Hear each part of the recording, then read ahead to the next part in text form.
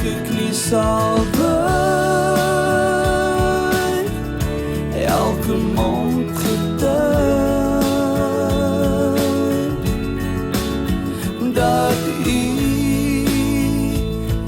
Here. Baie welkom by Vita Day Woordskoop.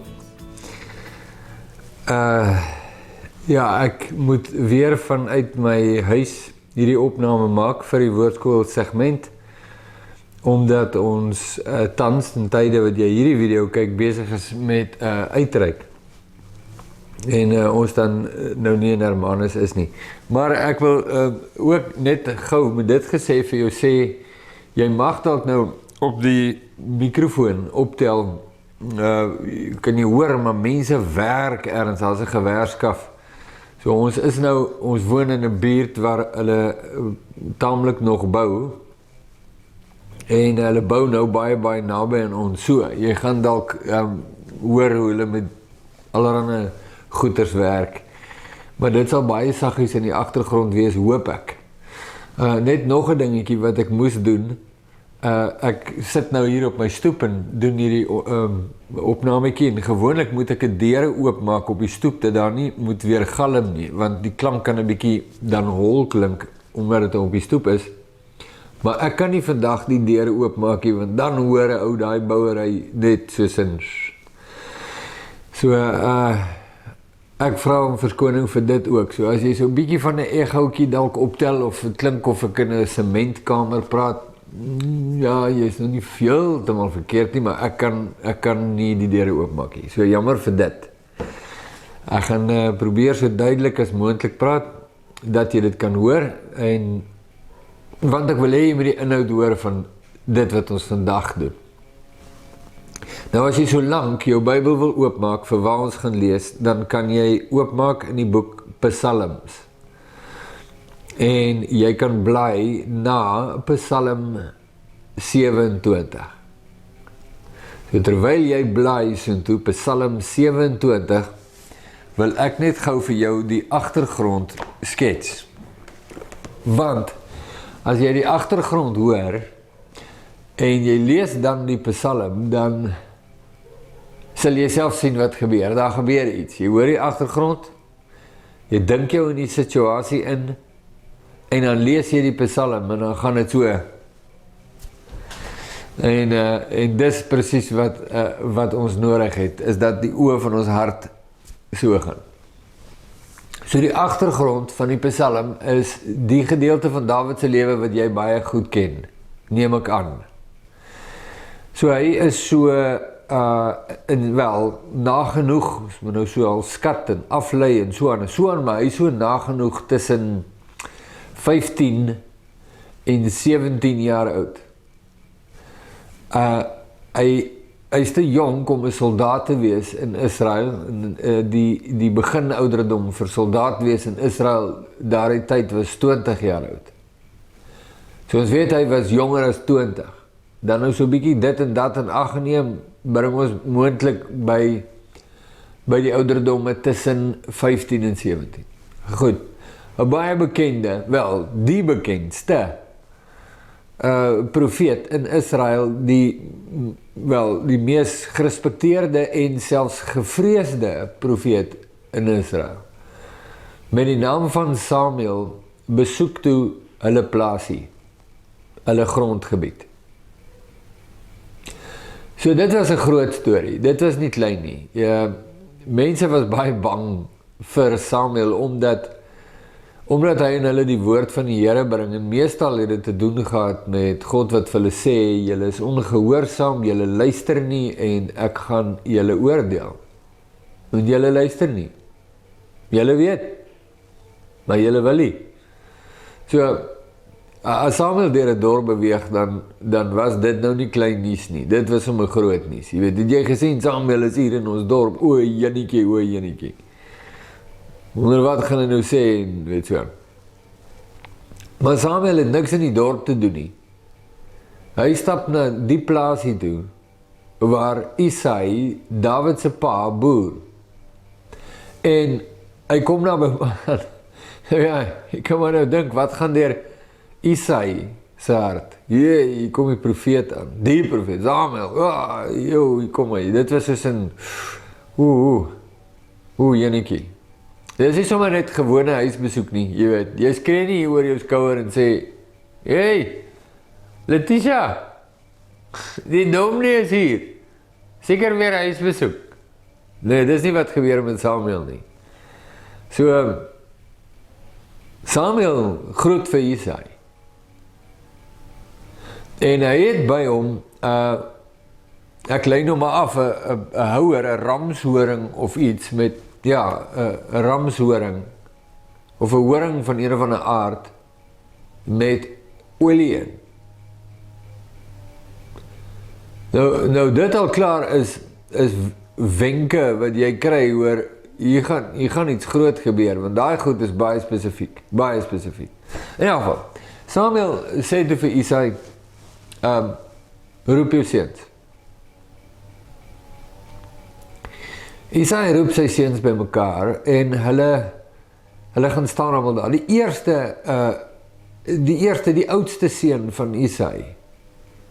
Samuel sien hom dadelik raak. Hy is 'n impressive specimen. Hy is lank, hy is aantreklik, hy is gespierd, hy het al die regte features, en Samuel dink in sy hart, daar's die koning van God, want dit was die opdrag wat Samuel van God ontvang het, is dat hy 'n nuwe koning moet salf, nadat Saul aan God ongehoorsaam was. So Samuel sien hierdie oudste seun, en gaan net, ek het hom, ek weet wie dit is. God sê vir Samuel, terwyl hy daar staan, kyk nie vir daai ou nie, kyk nie eers vir hom nie, want nie wat die mens aansien, sien ek aan nie, sê God vir Samuel, en voeg God by, ek ag hom te gering. So, Samuel gaan deur die seuns van Isaai, en almal wat daar staan, nie een van hulle, sê God dis hy nie een van hulle nie. Maar Samuel weet, hy is daar om die koning te salf, met die seuns van Isaai, en nou staan die seuns hier, en nie ene nie. So ek kan my nou indink om die emosie wat in Samuel se hart moes wees, wat sê, nou hoe is dit nou, dit is bietjie verwarrend. Samuel vra vir Isaai, het jy nie nog gesien nie? Want ek kan nou dink, dis nou hy oomblik, dis net, het ek nou die Here misgehoor, of wat gaan hier, ek verstaan dit hier, weet, en dis hy oomblik van, voel of jy nou 'n bietjie moet water trap, om jou kop oor die water te hou, reken ek weet nie of dit die emosie in Samuel se hart was nie, maar het jy nie nog gesien nie, want dis nie een van hulle nie. Isaai sê vir Samuel, ja, ek het nog gesien, maar hy pas die skape op. Met ander woorde, die seun is nog nie in tel nie. Hy word nog gesien eintlik, maar as 'n kind. Hy pas die skape op, dis maar die kinders doen daai werk. En Samuel sê vir Isaai, nou ja, toe, en gaan haal hom. Maar Isaai sê, oké, gaan haal vir Dawid.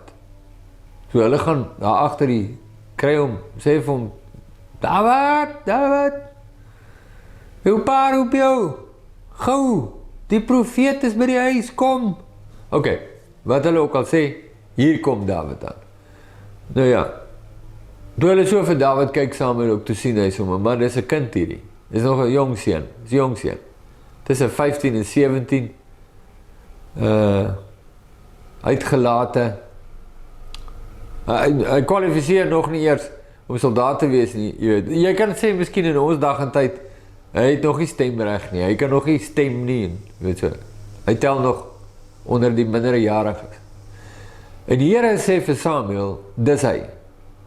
So hy sal in die teenwoordigheid van sy pa, Dawid se pa, en Dawid se broers, salf Samuel vir Dawid as koning oor Israel. tussen 15 en 17 jaar oud. Kom ons sê, van die oudste een, daar kom sy 17. Nou, wat jy moet indink is, wat is die dinamiek wat nou afspeel hier? En ek maak nou nie onnodige praatjies en probeer 'n preekie nou maak en vir jou mooi goedjies vertel nie. Dit is glad nie dit nie.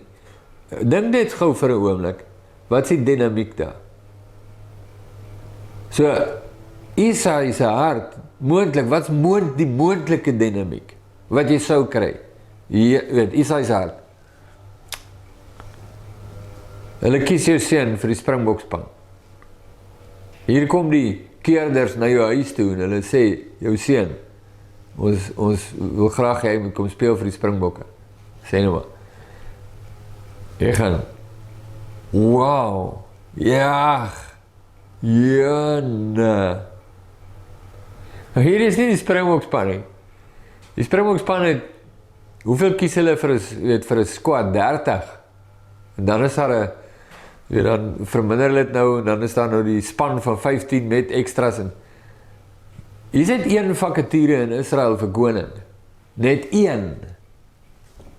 Daar is nie 'n reserve koning en dan nou nog so nie. 'n oefenkoning. Daar is net een. Kies Dawid vir koning. Bietjie verwarrend, want Saul is klaar koning, maar toe maar. Dis Samuel. Die pa, die gedagtes in die pa se hart. Ja, mens kan nou maar indink. As jy nou self 'n pa is met jong kinders, dan kan jy nou lekker daai prentjie invul. Tweede ding, wat is die dinamiek in die broer se hart? Nee, daar moet spanning wees, daar's 'n natuurlike spanningslyn.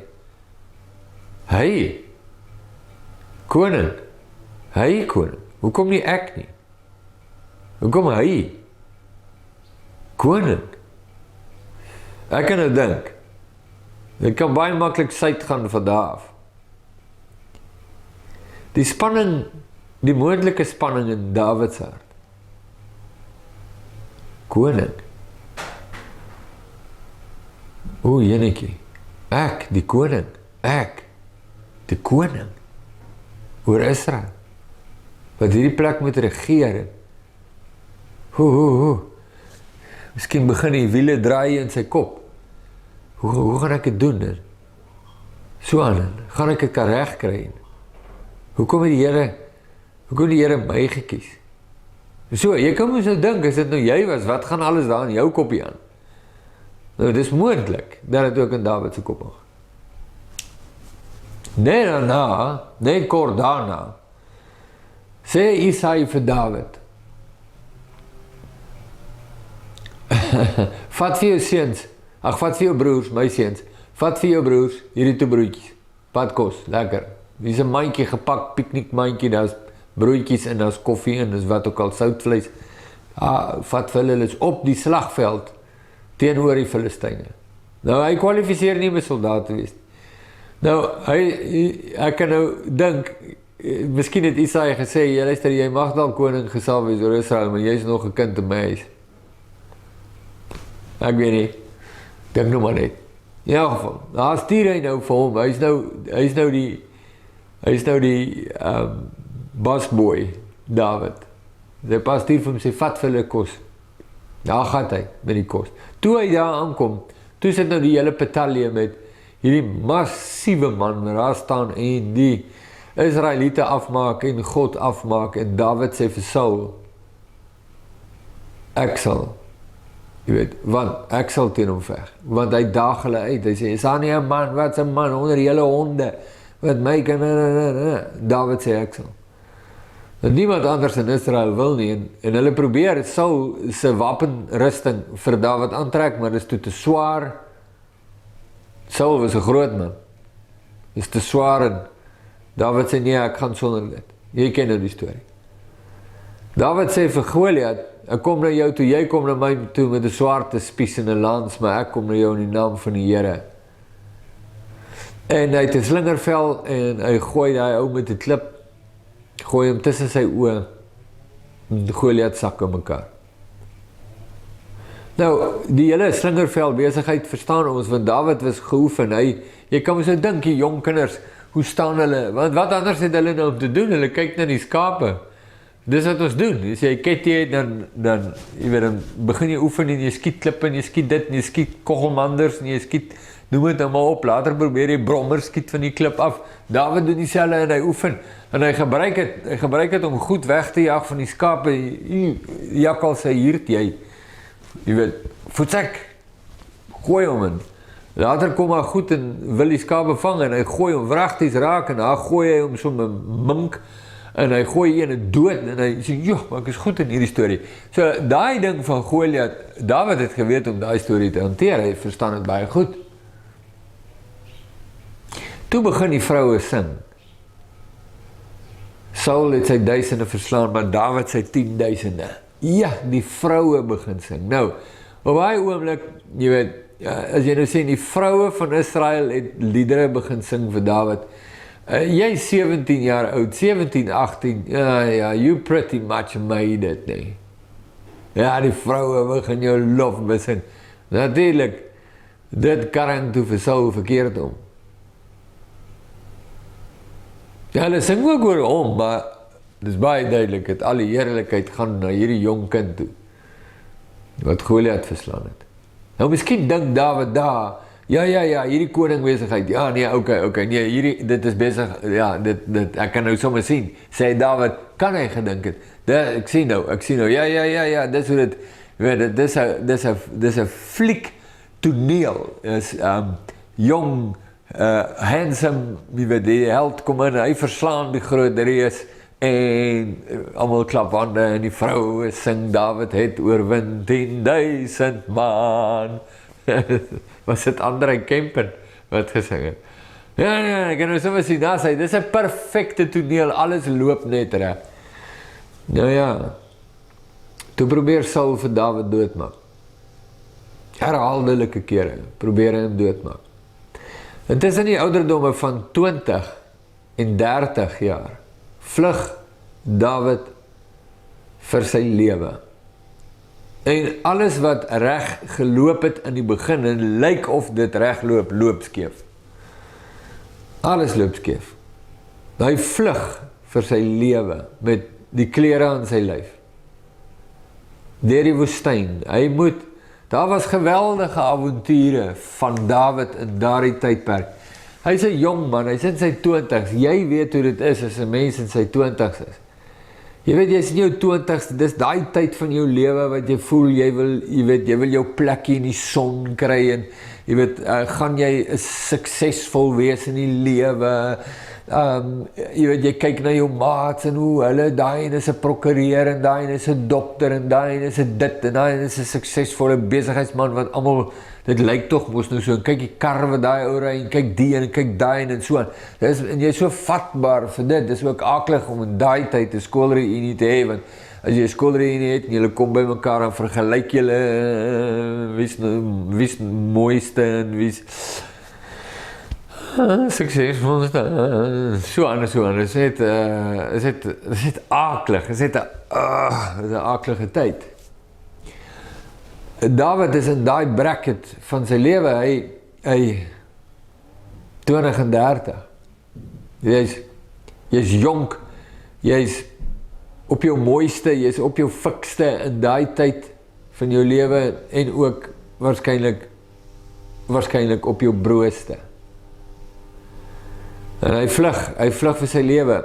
Daar is nie net iemand wat van hom iets lelik skryf op Facebook nie. En ook het hy nou tyd om homself nou vreeslik jammer te kry, ja, jy weet, in 'n hoek terwyl hy 'n game speel nie. Spraak nie van, hierdie ou vlug vir sy lewe, hulle probeer hom aktief doodmaak.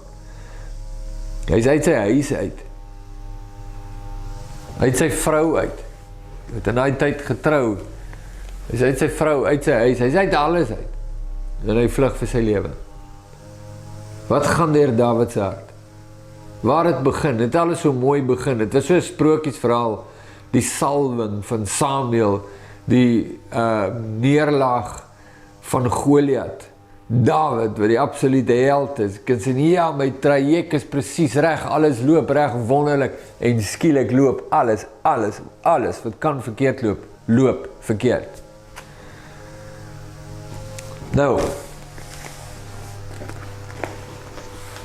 Jy beleef diep goed daar.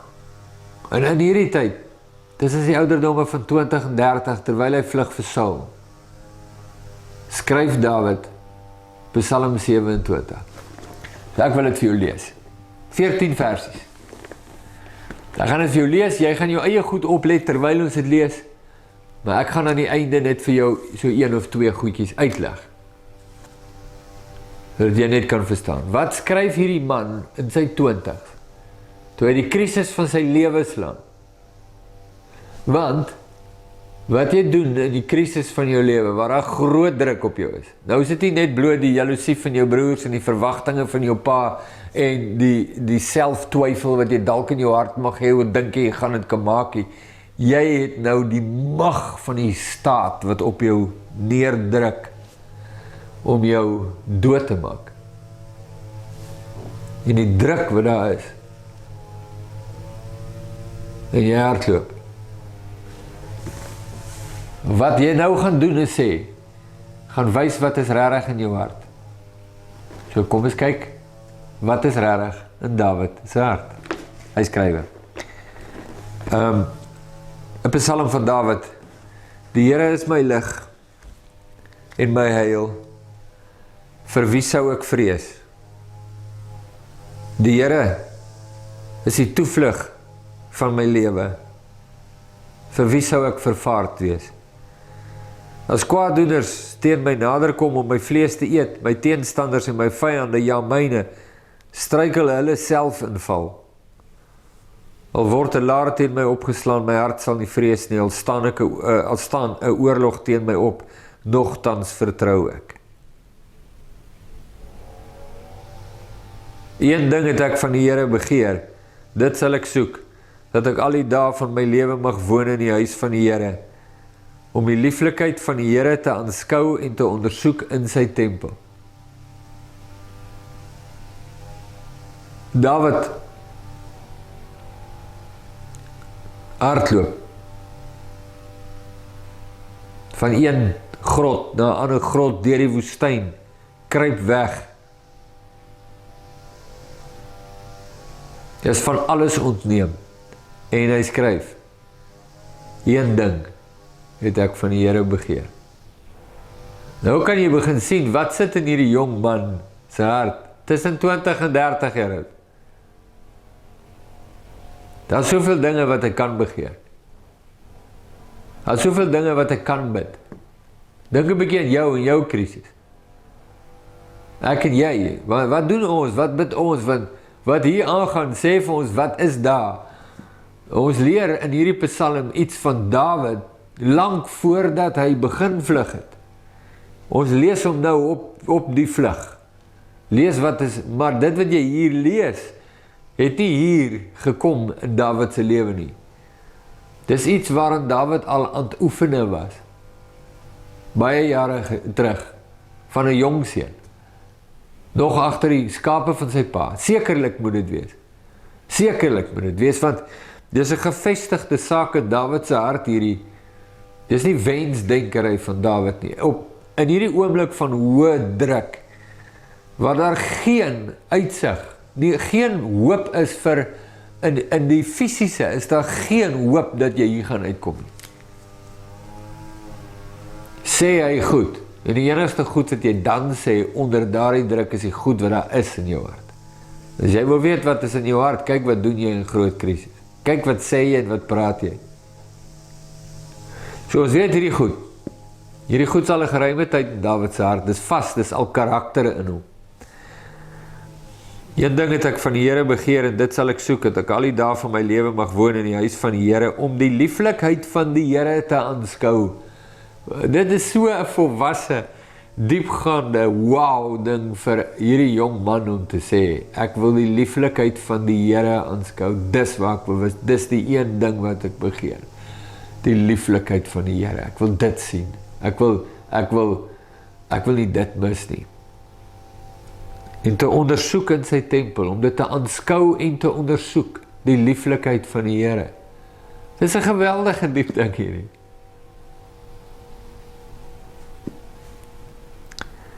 Want hy steek my weg in sy hut, vers 5. in die dag van onheil. Hy verberg my in die skuilplek van sy tent.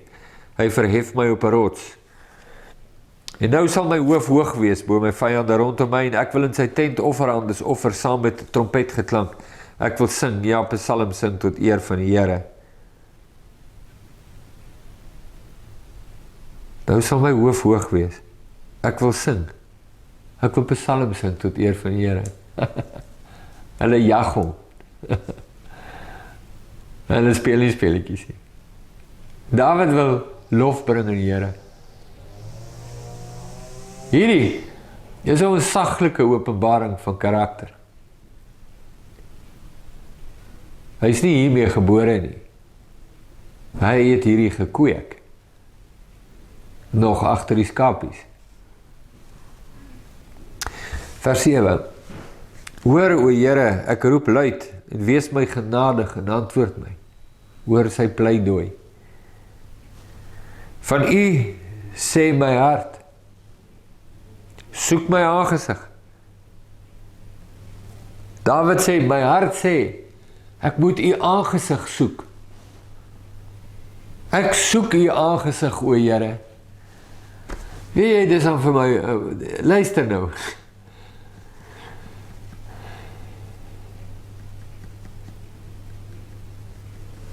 Wanneer laas het jy 'n jong man gesien, tussen 20 en 30? Wat sê? Een ding het ek van die Here begeer, ek wil sy lieflikheid aanskou. My hart sê vir my, soek die Here, soek die Here. Ek kyk na my eie lewe en ek kyk na die lewens van mense om my en ek wonder, ek soek die uitkoms, nie noodwendig die Here nie.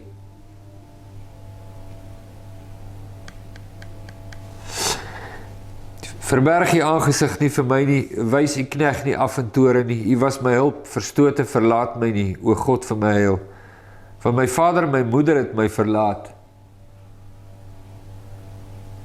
Wow. Maar die Here sal my aanneem. Ons kan hartverskeurend sit en huil oor ons vader en moeder wat ons verlaat, of mense naby aan ons wat ons verwerp. En in die diepste depressie sak, en kuile van emosies, ondenkbaar. En die werklikheid van mense mag dalk, maar die Here neem my aan, skyn het nooit op ons harte nie. Ons kyk nie eers daarna nie. Ons laat dit nie eers toe nie. Dis nie vir ons werklik nie. Die enigste ding wat werklik is mense verwerp ons, mense sny ons af. Dis die werklikheid. God se aandeel, God se houding, God se hart tel net nie punte nie. Die enigste ding wat punte tel is die mense het, die mense het, die mense het. Mense kan vir jare ongelooflike sielswonde hê oor hierdie saak.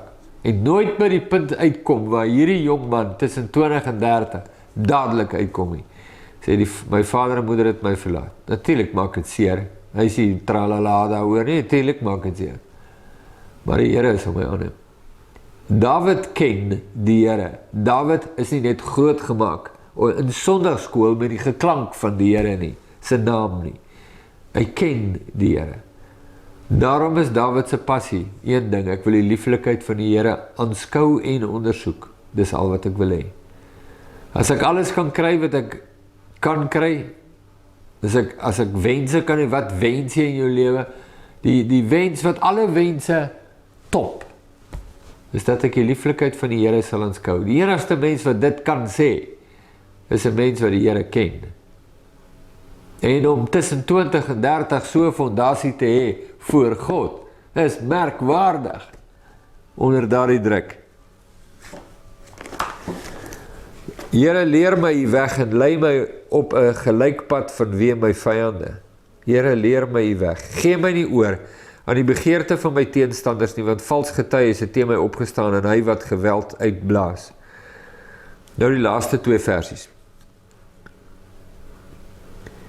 O, as ek nie geglo het dat ek die goedheid van die Here sal sien in die land van die lewendes nie, dooitjie, dooitjie, dooitjie. Wag op die Here, wees sterk, en laat jou hart sterk wees, ja, wag op die Here. Dawid praat met homself, Dawid sê vir homself, onder groot druk, baie spanning, sê Dawid, hy praat met homself, wag op die Here. Laat jou hart sterk wees, Dawid. Wag op die Here. Dis 'n merkwaardige psalm vir 'n jong man. Die druk en die spanning en die omstandighede skud alle variasies van jou weg. En laat jou staan, ten minste in jou eie oë, maar dikwels ook in die oë van die mense om jou. Laat jou staan vir wie jy regtig is. Nie vir wie jy voorgee om te wees. Maar wat regtig in jou hart aan die gang is. Dit is so 'n nigter oomblik, 'n belangrike oomblik, dat jy self sien wat gaan in jou hart aan, want jy is dalk nie so geestelik voortvarend soos wat jy dink nie, of ek nie. Nou, net laastens, hierdie psalm is geskryf, Psalm 27, in die ouderdomme, tussen die ouderdomme van 20 en 30, Dawid se lewe. Kom ek lees jou een vers uit 'n ander psalm, wat deur dieselfde Dawid geskryf is, waarskynlik toe hy 60 jaar oud was, toe Absalom hom probeer onttroon as koning oor Israel, sy eie seun. Nou het 40 jaar verloop, nagenoeg 40 jaar, 40 jaar, het nou verloop van Psalm 27 na hierdie volgende psalm, Psalm 37. So as jy net gou kyk daarna. Kyk wat skryf hy, ons wil nou sien, maar waar het hy getrek 30 jaar later? 40 jaar later, hierdie jong man. Want ons lees en sien al so baie, jy weet, mense begin vreeslik wonderlik en aan die brand en alles en die en daai, en dan 30 jaar later het hy heeltemal uit mekaar geval soos 'n saggekookte hoendertjie. Kom ons kyk net gou. Psalm 37, geskryf toe Dawid nagenoeg so 60 jaar oud was, waarskynlik in die tyd van Absalom. Skryf hierdie woord, kies ek nog sê een versie, maar kom ek lees net so 2 of 3 of so. Weet nie hoeveel nie, maar paartjies. Net vinnig. Vers 3, ek begin daar. Vertrou op die Here en doen wat goed is, bewoon die aarde en beoefen getrouheid. Verlustig jou in die Here, dan sal hy jou gee die begeertes van jou hart. Laat jou weg in die Here oor en vertrou op hom en hy sal dit uitvoer. En hy sal jou geregtigheid laat voortkom soos die lig en jou reg soos die middag. Dawid kyk terug oor sy lewe. Nie net in die krisis waarin hy hom bevind as 'n bejaarde man of 'n ouer man nie, maar hy kyk terug oor sy lewe en sê, dis so waar, verlustig jou in die Here. Ek onthou toe ek op vlug was vir Saul, skryf ek Psalm 27 en een ding het ek van die Here begeer en dit is om sy lieflikheid te aanskou. Nou 30, 40 jaar later kyk hy terug op sy lewe en sê, weet jy wat, dit is die pad van die lewe, daar is nie 'n ander pad nie. Verlustig jou in die Here en dan sal hy dit uitvoer. Dan, nou goed, Dawid skryf dan, dit is 'n taamlike lang Psalm, so ek wou net daai begin vir jou lees en dan ietsie in die einde.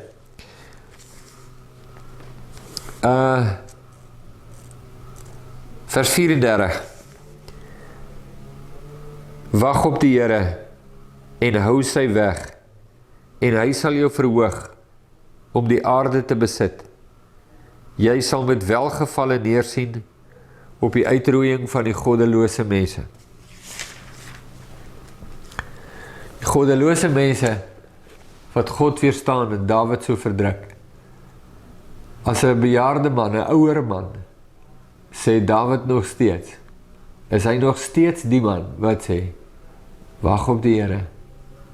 Hy het dit geleer, dis nie leerwoorde nie, dis nie kerkwoorde nie, dis nie poëtiese woorde nie, of soos ek nou partykeer sal sê, sondagskoolwoorde nie, dis nie die regte antwoord, krap, op die vraag wat die dominee jou vra nie. Dit is die leefstyl van Dawid. Die meeste van ons beleef ook van die druk wat Dawid belewe dalk net op ander maniere, maar is ook kwaai druk, maar ons kom nooit by die plek uit waar ons verstaan en besef dat wag op die Here is die geheim nie. Ons weet eers wat dit beteken nie. En as iemand die versie aanhaal en vir jou sê, wag op die Here, dan gaan jy, ja, okay, great. Het beteken dit niks, het is soos 'n ricochet, .22 wat in 'n tank skiet. Het beteken dit niks. David, is dit alles. En dis wat vir my so kosbaar is. Ek hoop hierdie lees van hierdie psalm het iets vir jou beteken, en ek hoop jy hoor die stem van die Gees van Christus in jou hart vir jou iets vertel en iets sê oor jou lewe uit die lewe van Dawid. Elke knie sal buig.